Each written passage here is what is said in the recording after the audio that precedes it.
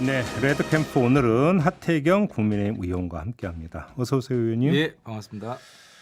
경선 얘기를 안 여쭤볼 수가 없는데요. 예, 그렇죠. 뜨겁다 못해 너무 좀 혼탁해지고 있는 거 아닙니까? 지금 뭐 파국을 우려해야 되는 상황으로. 그중 파국까지. 예, 왜냐하면 저 아까 좀 전에 심평 그 변호사. 이제 대통령 탈당 얘기까지 나오고 예. 그럼 이제 당 쪼개지는 거잖아요. 근데 가능성이 있다고 보세요? 근데 이게 졌다고 나가면 그 찌질한 거죠. 이게 졌다고 탈당해서 나가서 정당 만들면 그게 이제 루저 정당이잖아요. 네, 그렇죠. 져서 나가서 만든 루저 정당은 계속 져요. 그러니까 승복을 안 하는 거가 돼버리는 거죠. 아, 그렇죠. 그래서 저도 이제 뭐 초선도 아니고 뭐 지금 싸움 벌어진 것에 대해서 아주 좀 심각한 싸움인데 이거 뭐 불 더 기름 붓고 이런 건 제가 할 역할은 아닌 것 같고 뭐 어떻게 수습해야 되나 이런 수습책들을 좀 고민하고 있는데 뭐 의총을 좀 빨리 열어서 네. 산무 세 가지 없다 이거 정도는 서로 좀 약속을 해야 될 것 같아요. 산무가 뭐예요? 이제 산무 전대 불복 없다 이게 제일 중요하고.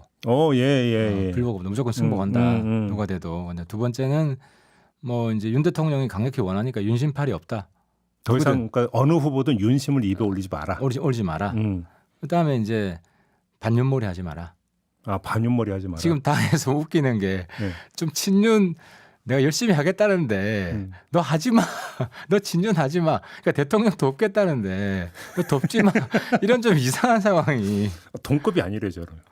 아, 대통령은 동지죠. 물론 이제 우리 국가를 대표하는 분이고 존중하고 뭐 이런 건데 대통령이 이제 오해할 만한 건 안 하는 게 좋죠. 저는 이제 그런 생각을 가지고 있어요. 대통령과 우리 이제 의원들과 관계는 우리가 대통령 설득하면 뭐 이제 그대로 가지만 설득 못하면 대통령 의견을 존중해 주는 게 맞다. 근데 어제 당장 나온 이야기가 아니 대통령도 당원이고 의원보다 10배 당비 더 낸다. 이 얘기 나왔잖아요. 이거 어떻게 받아들이죠? 그러니까 그 말은 이제 이게 경선 개입이냐. 네, 그렇지. 대통령실 공식 입장은 그거잖아요. 사실관계를 바로잡는 거지. 네. 경선 개입은 아니다. 뭐 대통령 입장은 존중하는데 이제 중요한 것은 유권자인 당원들은 어떻게 볼 거냐. 그러니까. 저는 경선 개입으로 볼 것 같아요. 지금 뭐 당원들이 바보는 아니잖아요. 대통령 마음이 누구한테 있는지 지금 다 알아요. 예. 그래서 저는 대통령실한테 요구하고 싶은 것은 대통령이 누굴 선호하는지 아직도 모른다고 생각하기 때문에 더 알려야 된다. 그런 단계는 이미 지났다. 다 안다. 그럼. 다 알기 때문에 더 이상 대통령 마음이 어디에 있는지를 알리려고 추가적으로 노력할 필요는 없으신 거 아니냐. 알릴 만큼 알았으니까 이제 이쯤에서 멈춰도 되지 않느냐. 왜냐하면 이게 저도 이제 당원들하고 이야기를 하는데 당원들이 지금 혼란스러워 이중적인 마음이 있는데. 진짜 당원들 그러니까 밑바닥 당심 어떻게 받아들이고 있어요 지금 양상을? 그러니까 이제 당원들은 기본적으로 대통령 성공을 바라고 대통령의 생각이 무리하지 않다면 따라주고 싶죠. 근데 지금은 이건 아니잖아. 좀 심하다. 왜냐하면 이 정치권에서 기본적으로 지켜야 될 룰, 도의 이런 게 있는데 이건 너무 좀 심하잖아, 아니잖아. 이런 이야기가 나오거든요. 그 말은 이제 유권자한테 표를 강제할 수는 없잖아요. 당연하죠. 자발적으로 투표하는 것이고. 당연하죠. 그리고 선관위가 이제 투표 관리하는 거고 딱 숫자가 나오기 때문에 대통령실에서 여기서 더 나가면 오히려 제가 볼 때는 마이너스다. 왜냐하면 지금 보면 얼마 전까지 나경원의 시간이었잖아요. 네. 지금 누구 시간입니까? 안철수의 시간. 안철수의 시간이에요. 그러니까 바로 거기서 바닥 당심이 어떻게 움직이고 있는가를 사실. 왜냐하면 당 대표 후보로 안철수밖에 안 보여요. 그 김기현 의원이 이렇게 부각이 안 되는 이유가. 왜냐하면 윤 대통령이 직접 나서게 되면 오히려 묻힌다. 윤 대통령, 안철수 이 두 사람만 보이잖아요. 그럼 당 대표 후보는 안철수만 보이는 거예요.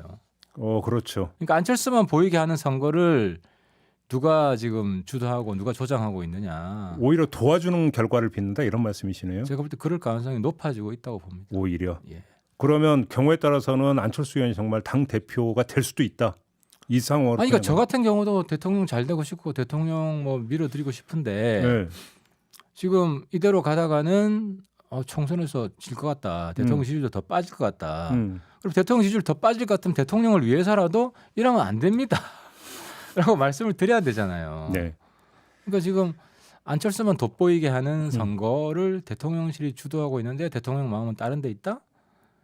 이거는 의도하지 않은 의도와 결과가 다를 수 있다는 거죠. 지금 그러면 지금 오히려 그 결과적으로 안철수 의원을 도와주고 있다라는 의원님의 진단에 기초해서 그러면 추가 질문을 드리면 예. 어제 안철수 의원이 저희와 인터뷰에서 앞으로 윤핵관이라는 표현도 윤한연대라는 표현도 안 쓰겠다고 일단 낮은 자세를 보인 거나 예. 어제 하루 일정을 중단한 거나 이건 어떻게 이해를 해야 될까요 그러면?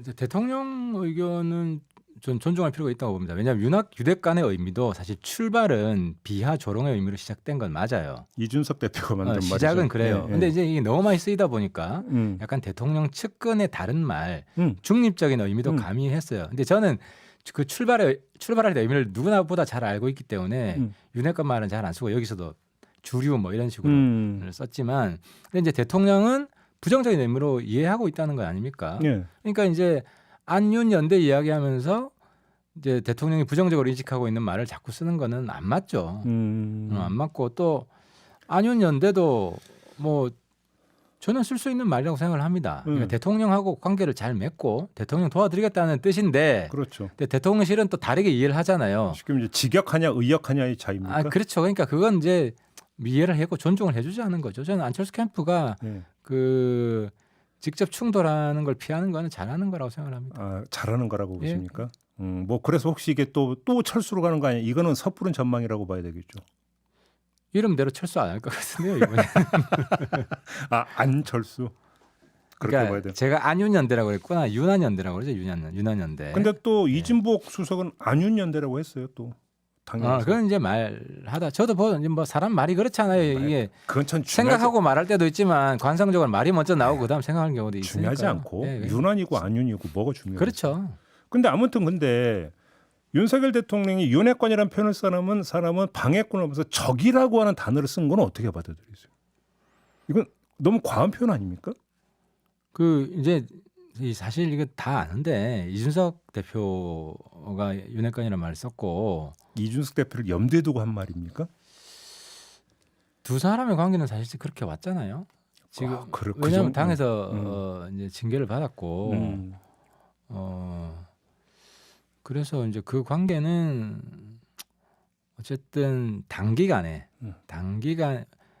뭐 정치판엔 그래요. 영원한 적도 없고 영원한 동지도 없고 뭐 그렇다고 하기 때문에 다시 관계가 회복될 가능성을 배제할 수는 없지만 뭐 몇 달 안에 이렇게 좋아질 가능성은 저는 높지 않다고 보죠. 그래서 이제 이 아마 질문 나올 거라고 예상하시면 공천 국면이 그러니까 또 한 번 그러니까 되게 중요해지는 거잖아요. 공천이 되겠습니까? 이준석 전 대표 같은 경우? 지금 공천하면 안 되죠. 근데 이제 선거 때는 이제 대통령 입장에서도 이겨야 되잖아요. 만약에 그 당선 가능성만 있다면 수도권에서 항상 뭐 간발의 차로 몇백 표, 몇천 표 차로 왔다 갔다 하는데 한 표라도 더 모아야 되는 상황이 되면 그때는 제가 볼 때는 이준석뿐만 아니라 지금 반윤의 뭐 저기 우두머리라고 지금 나경원 의원은 아니고 이제 유승민 의원도 도움 필요할 거예요. 그럼 그때 가봐야 된다. 그런 상황이 됩니다. 사실은 뭐 1년 뒤를 누가 예상할 수 있겠어요. 그렇죠. 어제 나왔던 장면 중에 하나가 초선 의원 9명이 나경원 전 의원 찾아갔잖아요. 연판장 돌렸던 분들이 어떻게 지켜보셨어요? 그 장면을. 그러니까 본인들 두 가지 의미가 있는데 본인들이 좀 과했다 미안하다. 그 뜻도 담겨 있고. 이런 의미가 하나 있고 또 하나 의미는 그래도 김기현 후보 지지해야 되는 거 아니겠냐. 뭐 이런 이야기를 하고 싶어 갔겠죠. 그래서 제가 어제 참석한 분들도 뭐 가까운 분들도 있고 해서 한 교차 확인을 해봤는데 뭐 나경원 의원은 뭐 누굴 지지하겠다는 이야기는 안 했다고 그러더라고요. 그러니까요. 아닌 것 같은데요. 맞아요.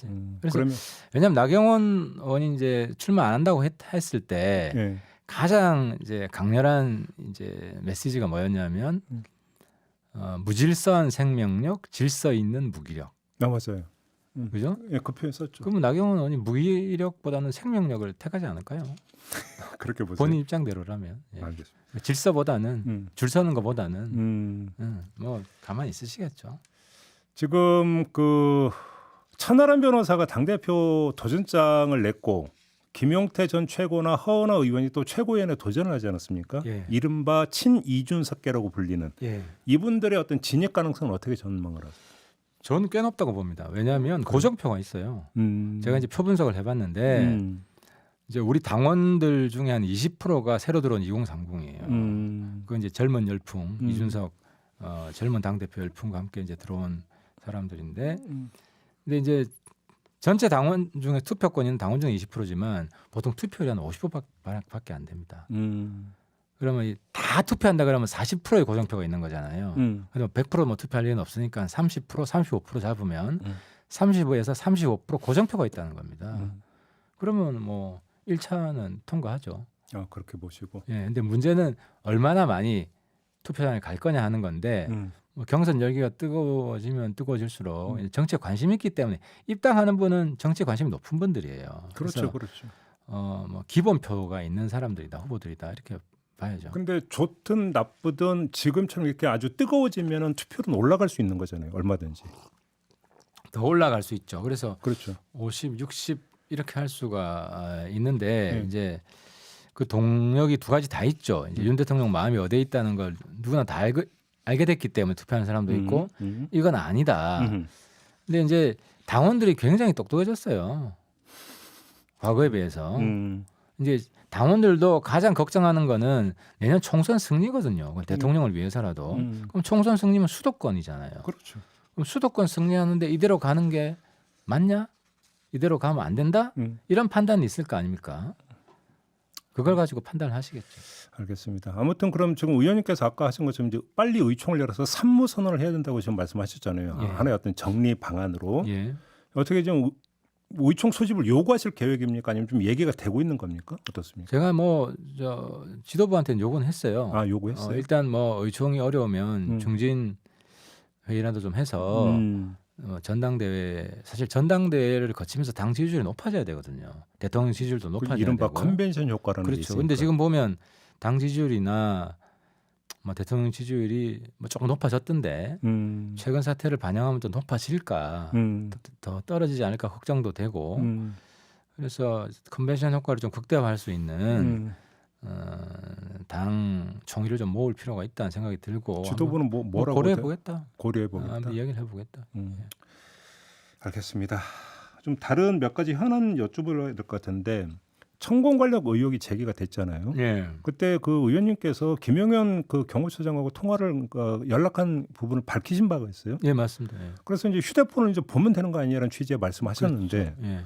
현실적으로 꽤 가능한 얘기입니까 그게? 왜 그러냐면 왜냐하면 이제 수사하면 가능하죠. 아니 왜 그러냐면 네. 어제 이제 저희가 부승찬 전 대변인하고 인터뷰를 했는데 그분도 이야기하는 게 자기가 알고 6개월마다 이렇게 핸드폰을 바꾸는데 그게 남아 있겠느냐 이 얘기를 제기를 하던데 어떻게 보세요? 그게 핸드폰 기록뿐만 아니라 이제 통신사의 기록이 있죠. 통신사의 기록이 있기 때문에 충분히 대조 가능하고. 그러면 몇 년 전에 기록을 수사 기관에서 어떻게 다 알겠습니까? 근데 문제는 그 과거 청와대도 그렇고 지금의 대통령실도 마찬가지라는데 그래서 업무를 하거나 이럴 때 그러니까 개인 폰을 쓰는 게 아니라 예. 공용폰을 쓰는 게 보통 이제 2대씩 갖고 다니는 경우가 되게 많고. 김용현 차장 번호는 제가 알아요. 아니 근데 문제는 예. 그러니까 그 김용현 차장이 예를 들어서 만약에 갔다고 쳐요. 천공에 갔다고 칩시다. 예. 근데 김용현 처장이 직접 뭐 천공하고 직접 다이렉트로 소통을 한 게 아니라 다른 실무진 신켰을 수도 있는 거고. 위치 정보. 아니 얼굴을 봤다 그랬잖아요. 그 핸드폰 위치 정보가 나오잖아요. 아 근데 위치 정보가 핸드폰 사용 기록을 가지고 위치 정보를 파악을 하는 거잖아요. 예. 그래서 제가 드리는 질문인데 그 핸드폰이라고 하는 것을 그러면 김용현과 그 처장이 개인 폰이 다른 걸 써서 썼다면 확인이 가능하냐 이걸 여쭤보는 거거든. 왜냐하면 이제 몸에 항상 가지고 다니는 폰 번호가 있거든요. 그 번호는 항상 걸면 받으시더라고요. 그러니까 그걸 가지고 있다고 봐야 되겠죠. 그러니까 한쪽 주머니는 개인 폰, 그러니까 한쪽은 보통 두 개 들고 다니는 경우가 있는데 두 개 다 추적은 가능하다. 예, 그렇죠. 그래서 다른 번호도 다 알고 있고. 그 시점에 그러면 그 핸드폰 그 통화 기록이나 어떤 이거 저기 이제 그 중개국 연결된 걸 보면 어디 있는지 파악이 가능하다. 그렇죠. 위치 정보 파악이 가능하죠. 그렇다. 예. 그거에 대해서 김용현 처장은 자기도 만약에 한다면 얼마든지 응할 수 있다 이런 이야기입니까? 일면식도 없다고 그랬어요, 천공이랑. 그래요? 예, 그 일면식이 뭐 그게. 자 그러면 이게 그러니까 남영신 그 당시 육군 참모총장만이 아니라 여러 사람이 그 비슷한 증언을 했다는 걸 어떻게 받아들여야 될까요? 아니 근데 그건 이제 지금 그 부승찬 그분의 일방적 주장이고 현재 시점에서는 남영신 장군이나 부인하고 있잖아요. 아니 근데 부인이라고 하는 것도 사실은. 아니 그래서 문제는 이거 가지고 뭐 진실 논쟁해봐야 끝이 없고 그렇지. 국회에서는 그냥 그렇지. 수사기관에서 핸드폰 까고 CCTV 까고 그러면 빨리 끝내는 게 좋죠. 이런 거 가지고 오래 끌 필요가 없잖아요. 그 동행했다라는 이른바 또 그 윤핵관 의원 한 명이 등장을 하잖아요. 그때. 그렇죠. 그게 누군지는 모르겠는데 그분도 뭐 똑같이 그 핸드폰 까면 되죠. 그래서 제일 빠른 거는 민주당도 이 진실을 밝히는데 제일 빠른 길은 국회 국정조사하자, 뭐 청문회하자 이건 아니고 그 진실이 밝혀집니까? 그냥 수사에 거기서 맡기자. 예, 수사가 제일 빠르죠. 알겠습니다. 지금 아마 내일 이상민 장관 탄핵 소추안이 그 본회의에서 아마 표결이 될 것 같은데 뭐 지금 의석으로 보면 당연히 통과가 되지 않겠습니까? 그렇죠. 어떻게 평가하세요? 뭐 안 되는 거를 이거는요 헌법재판관 만장일치로 기각이에요. 확신하세요? 예, 확신해요. 만장일치로. 왜냐면 말 실수한 게 불법은 아니잖아요. 말 실수한 거지. 근데 이걸 이제 탄핵으로 몰고 가면 결국 그 이태원 가족 유족분들한테 또 한 번의 상처를 주는 거예요, 민주당이. 이렇게 몹쓸 짓을 왜 합니까? 되지도 않을 일을. 참 처음으로 돌아가서 꼭 그렇게까지 이상민 장관을 계속 그 지켰어야 되는 걸까요? 아니면 그때 그 강력하게 하든지. 그때- 그때는 강력하게 안 하고 그때는 국정조사를 제일 앞에 세우고. 목소리 높이긴 했죠. 윤석열 대통령이 안 받아들인 거지. 아니 그러니까 이제 잘 안 되는 거면은 빨리 끝내야지. 그러니까 누구나 볼 때도 이재명 그 이슈 분산하려고 하는 거다 이렇게 보이는 거죠. 그렇게 보세요? 그렇죠. 근데 이거는 한 달, 제가 볼 때 한 달이면 끝나요. 이슈가 복잡하지도 탄핵 않고. 심판이. 예, 예. 근데 유가족 협의 아까 잠깐 저희가 부대표에게도 이 질문을 드렸더니 반드시 탄핵시켜야 된다고 얘기를 하던데 그건 물론 이제 국민의힘에서는 이재명 방탄용이라고 이야기를 하지만 그 민주당 이전에 유가족 협의가 이렇게 요구했던 거 아닙니까? 그 원망이나 그 한은 저도 충분히 공감을 하지만 또 정부 입장에서는 수습을 해야 되거든요. 여러 가지 이제 유가족 뒤에 풀어야 될 문제들이 있고 보상 이런 문제도 있고 해서 지금 어쨌든 제일 잘하는 사람이 이상민 장관이거든요. 그런 어려움이 있어요. 그리고 장관 물러가면 새로운 장관 올라오는데 또 청문회 등등 하면 몇 개월 걸릴 거고 근데 실세 그럼 이태원 유족들 고통만 더 늘어나는 거잖아요. 실세 차관 임명할 거는 보도 보셨어요?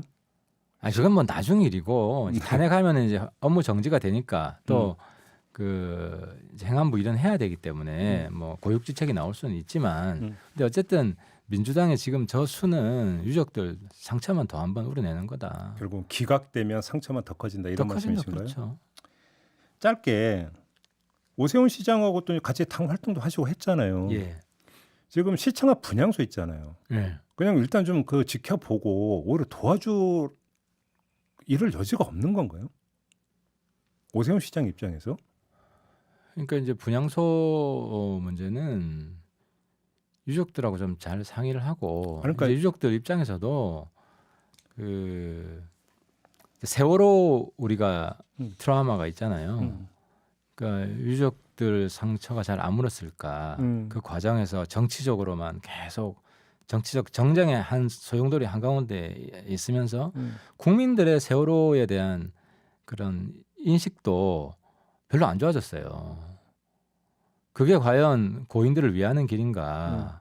그래서 정치권은 손을 떼는 게 좋다. 그래서 민주당도 이제는 수습하는 데 진력을 하고 특히 만약 탄핵을 한다면 탄핵 결론이 난다면 더 이상 이게 정치적 이슈가 안 되게 하는 게 좋다는 거죠. 이걸 계속 정치적 이슈를 만들려고 오세훈 시장도 그 유족들 위로하고 고인들 추모하는 그걸 왜 반대하겠습니까? 근데 이게 다른 방향으로 튈까봐 그래서 유족들 더 아프게 할까봐 그런 걱정이 있지 않겠습니까? 알겠습니다. 뭐 시간이 다 돼서 이렇게 예. 마무리하도록 할게요. 고맙습니다, 의원님. 네, 수고하셨습니다. 국민의힘의 하태경 의원이었습니다.